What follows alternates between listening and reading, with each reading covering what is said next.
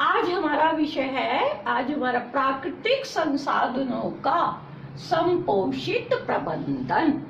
प्राकृतिक संसाधनों का मतलब ये है कि मनुष्य को अपने प्रयोग के लिए प्रकृति से जो चीजें प्राप्त हुई है, जो हमें प्रकृति ने दे रखा है, जैसे जल, वायु, मिट्टी, इनका हम किस तरीके से, इन संसाधनों का हम किस तरह प्रयोग करें कि लंबे समय तक हमारी आवश्यकता की पूर्ति हो जाए।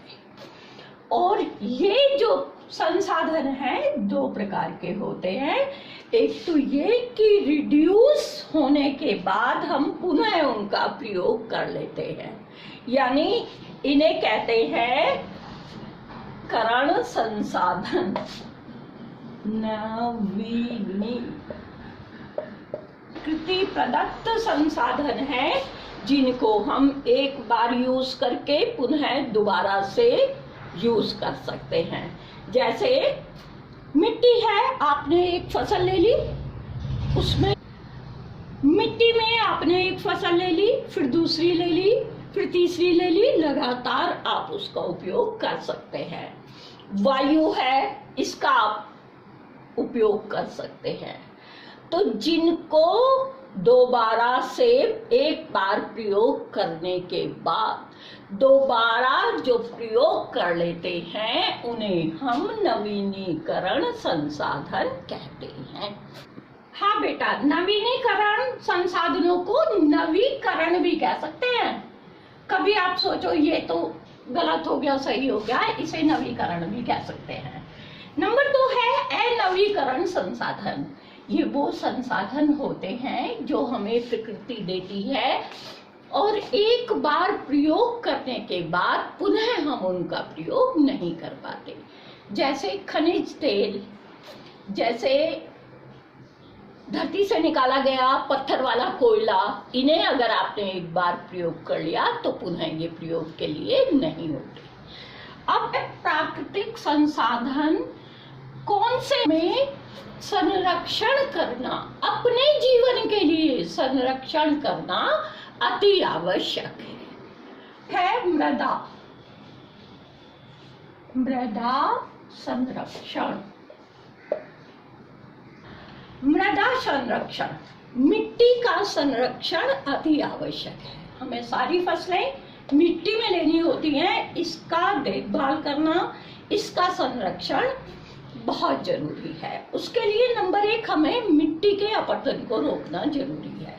मिट्टी के अपरदन का मतलब ये होता है मिट्टी का एक स्थान से दूसरे स्थान पर जाना, मिट्टी का अपरदन कहलाता है। और मिट्टी के अपरदन को रोकना अति आवश्यक है। मिट्टी के अपरदन का मतलब है कि मिट्टी का एक स्थान से दूसरे स्थान पर जाना मिट्टी का अपरदन कहलाता है। और बच्चों, आप अच्छी तरह जानते हैं कि मिट्टी की ऊपरी सतह ही उपजाऊ होती है, और यदि किन्हीं भी कारणों से ये ऊपरी सतह यहाँ से उड़ गई है तो दिक्कत की बात। और दूसरी बात यह है कि हमें मिट्टी की उर्वरा शक्ति को बनाए रखना है। उसके लिए करना क्या है? एक तो मिट्टी की सतह को ओपन नहीं छोड़ना है। ओपन से मेरा मतलब यह है, जुताई करने के बाद खुला नहीं छोड़ना है, उस पर पटेला जरूर लगाना है, जिससे कि मिट्टी की सतह तेज हवा में आसानी से ना हो सके। मिट्टी को बाढ़ से बचाना बहुत जरूरी है। बाढ़ से बचाने के लिए पेड़ लगाने बहुत जरूरी हैं, तभी जो है ऊपरी सतह की आप रक्षा कर सकेंगे।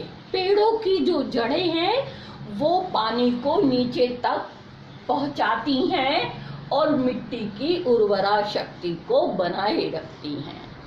नंबर 3 बात ये है कि हमें फसल चक्र अपनाना चाहिए।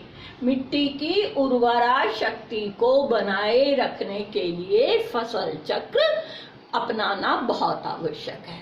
फसल चक्र का मतलब ये होता है कि सपोज कर लो हमने एक खास प्लॉट पर गन्ने की फसल उगाई, तो कंटिन्यूअसली एक स्थान पर आप गन्ना ही लेते रहें, इससे मिट्टी की उर्वरा शक्ति कम होती है।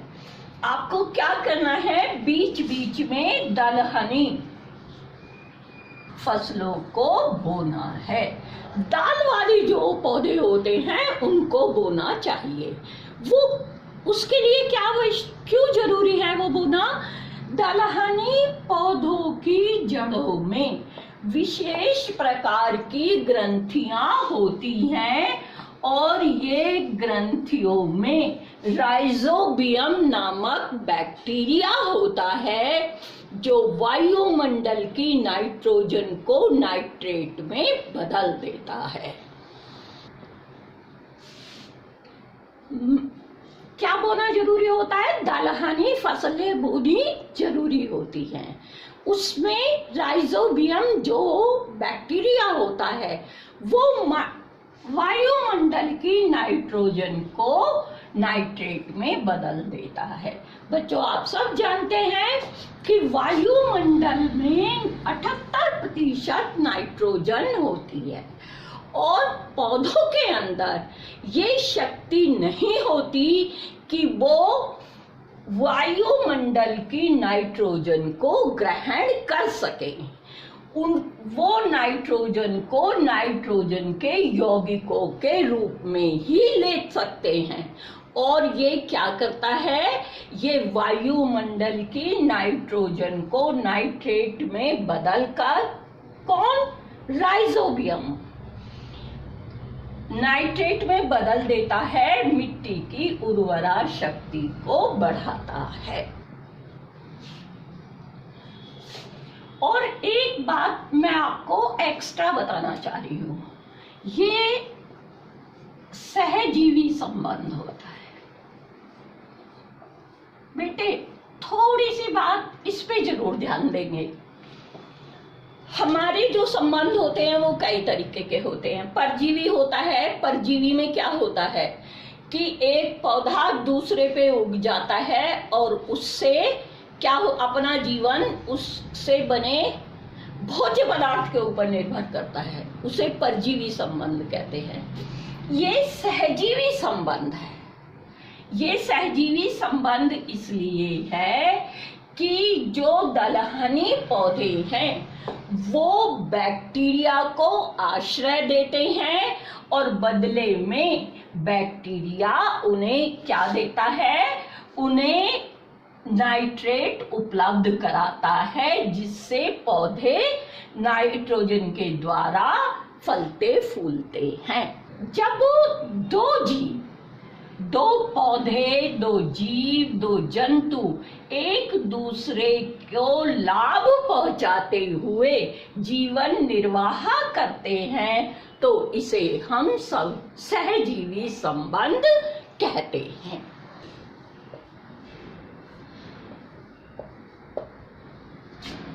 बेटे, इसके बाद नंबर 2 है जल संरक्षण। जल को बचाना अति आवश्यक है। आप देख ही रहे होंगे कि ग्राउंड वाटर जो है वो बहुत नीचे पहुंच गया है। जल को संरक्षित नहीं करेंगे तो आपको प्रॉब्लम होने वाली है आगे आने वाले जीवन के लिए। इसके लिए वर्षा के पानी को इकट्ठा करके और उसका ट्रीटमेंट करके पुनः पृथ्वी पर पहुंचाना चाहिए। पृथ्वी के अंदर, पृथ्वी पर तो आता ही है, उसे अंदर पहुंचाएं जिससे वाटर लेवल ठीक बना रहे। पेड़ लगाने बहुत जरूरी हैं। पेड़ों की जड़ पानी को नीचे तक पहुंचाती है। अगर किन्हीं वजह से पेड़ों को काटना पड़ जाए तो उनके स्थान पर नए पेड़ लगाने अति आवश्यक है। कि अपने गांव में पुराने समय में तालाब हुआ करते थे, सारे गांव का पानी तालाब में इकट्ठा होता था, इससे वाटर लेवल ऊपर रहता था। यदि किसी वजह से तालाबों की रक्षा करनी चाहिए और नए तालाबों को खुलवाकर, खोदकर नए तालाबों का निर्माण होना आवश्यक है। अदरवाइज आने वाले समय में पानी की समस्या बहुत बढ़ने वाली है। अगर आपके पास पानी नहीं है तो आप वनों की रक्षा भी नहीं कर सकेंगे, और जल का एक पर्यायवाची जीवन है,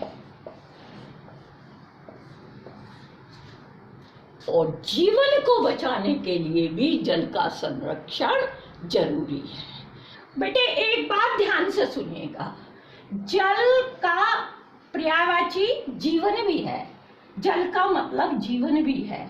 जीवन यदि बचाना है, पेड़ों का, पौधों का, अपना और जंतुओं का, तो जल का संरक्षण जरूरी है। जो गंदगी है वो पानी में बिल्कुल नहीं जानी चाहिए। नदियों के पानी को बिल्कुल प्रदूषित होने से बचाना बहुत आवश्यक है। और अगर जीवन है, आपको एक छोटा सा उदाहरण दे रही हूँ।